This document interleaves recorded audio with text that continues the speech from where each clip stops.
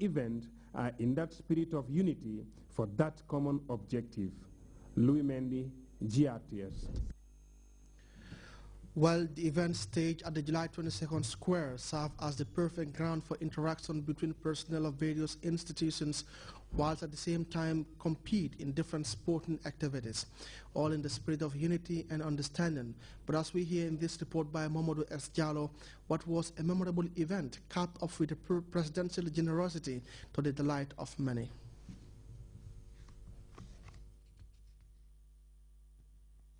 May 1st is International Workers' Day, and the Gambia has joined the rest of the world to celebrate the annual event. Workers from all sectors converge on the July 22nd Square to commemorate the day through sports, with a view to strengthen ties between workers of different companies and institutions from both the public and private sectors. Over 50 institutions participated in this year's celebrations, competing in various events ranging from track and field events to fun games. As always, the security service dominated most of the events. The Gambia Armed Forces yet again reigned supreme in the tug of war, winning both the male and the female categories. The soldiers were no match for their opponents, as they successfully defended the tug of war title. There was also a rare victory for the armed forces on the Gracie Pole, with Ibrahima Jata bringing down the Samson flag in a spectacular fashion. Adama Jammeh of the Prisons Department was the star of the sprint race. While the 23rd edition of the Mass Media Sports will be long remembered for being one of the longest, exciting, and colorful events. The carnival atmosphere of the occasion further exploded when it was announced that President Jammeh had promised to sponsor some of the events, namely the Baby Mohammed Jammeh Race, Baby Mariam Jammeh Trophy, the First Lady's Trophy, and the President's Trophy, with hefty cash prizes for the winner and both the first and second runner-up in each of the races. The first family-sponsored races were very competitive, but at the end, the winners went home with broad smiles, having won themselves huge amount of money, ranging from $15,000 to $50,000 from the President. The 23rd edition of the May Day celebrations, which lasted well into the night, will go down in memory as one of the most successful events, much to the delight of the organizers and Dr. Njoguba, who was deputizing for the President.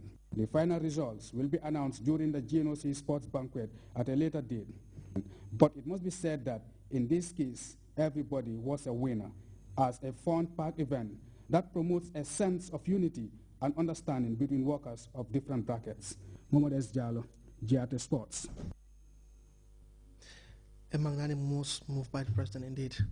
Brikama Area Council has a new chairperson and vice chairperson. The two were elected on Monday at the swearing-in ceremony of 28 elected and nominated West Coast Region councillors.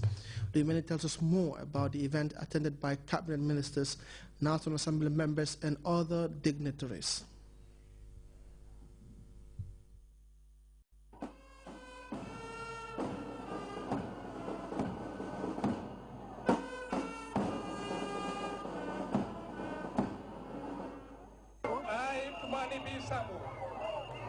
I, Tumani B. Sambu, having been elected as Councillor for Wasadu Ward, having been elected as Councillor for Wasadu Ward in the Brikama Area Council, do swear that I will execute the function of a councillor.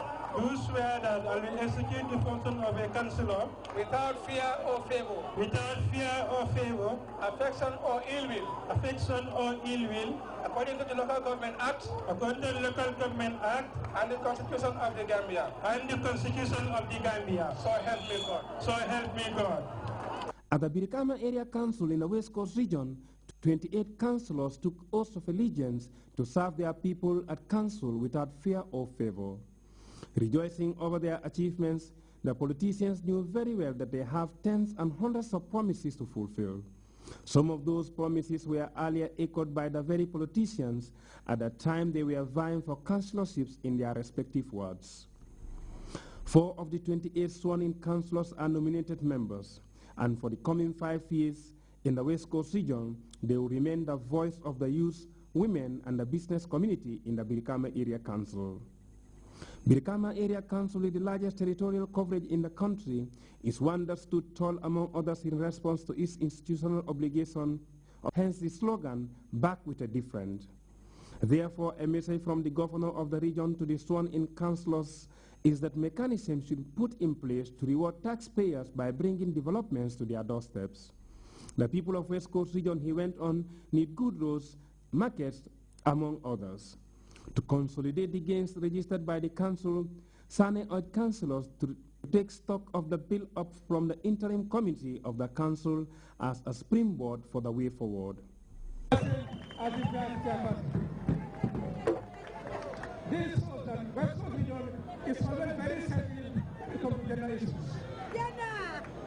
Mr. Chairman, it will be prudent for them to understand that the growth of a council is not an easy task.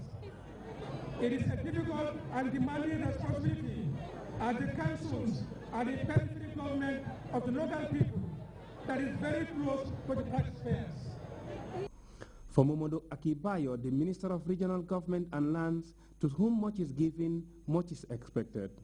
Mr. Bayo called on councillors to remember to execute their mandate in accordance with the Local Government Act and by extension the Constitution of the Gambia in their future strive to satisfy their communities. Minister Bayo further urged councillors never to use council's resources for activities outside the council's mandate. The decentralization process in the Gambia has reached a very critical stage. But we only have been able to reach this stage due to the thankless efforts of His Excellency the President, who on his own has financed the registration as well as the election for area council and neighbors. No other head of state has done so. President Yahya Jammeh does so because he so much loves the Gambian people and the Gambia, his country. The event also witnessed the democratic election of new chair and vice chairman of the Birikame Area Council in the persons of Bakari Sane and Maimuna Ba Sen, respectively. I need everybody's support from the grassroots, local and international, with partners in development. I think I need everyone's support in the interest of the people. Members of the interim committee of the council, previously tasked with the responsibility of steering the affairs of the council since it was dissolved prior to the local government elections, and to this day were also merited for the job well done. Louis Mendy, GRTS. A grand restoration of Naomi's valued customs, that was the bustling energy of the latest edition of the Waraso Cultural Festival that recently took place in the North Bank settlement of Esau, virtually uniting all communities of Naomi. As Ibrahim Ajada reports, 3 days of cultural performances strongly replenished the age-old traditions binding settlements that were in the past ruled by powerful kings and queens.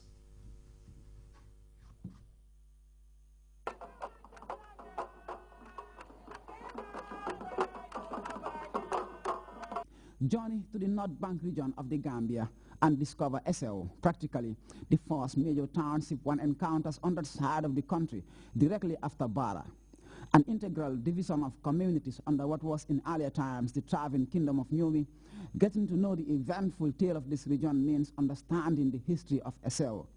Today, the descendants of what could be Naomi's earlier settlement can be found all over the Gambia, and Esau continues to retain an antique character juxtaposed in brimful modernity. Way back in the 1800s, it was a bustling town, and historians recall the area as the spot with quarters housing staff and colonial soldiers working at Fort Bullen, the fortress built by the British to resist slavery in 1832. Those were times of reigning kings and queens, ruling over Naomi's vast territory of diverse cultural groupings and a multiplicity of valued customs. What also a sacred site for Soninke or pagan communities was prominent in that era, and like this gathering attempting to relive an age-old tradition, paying homage in this manner was part of the singular activities in those days long gone. And Esau is definitely on the move, with landmark improvements in roads and electricity grids, boosting lives and livelihoods.